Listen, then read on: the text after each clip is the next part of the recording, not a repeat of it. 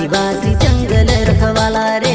आदिकाल से जंगल में रह जयाम आदिवासी जंगल रखवाला रे।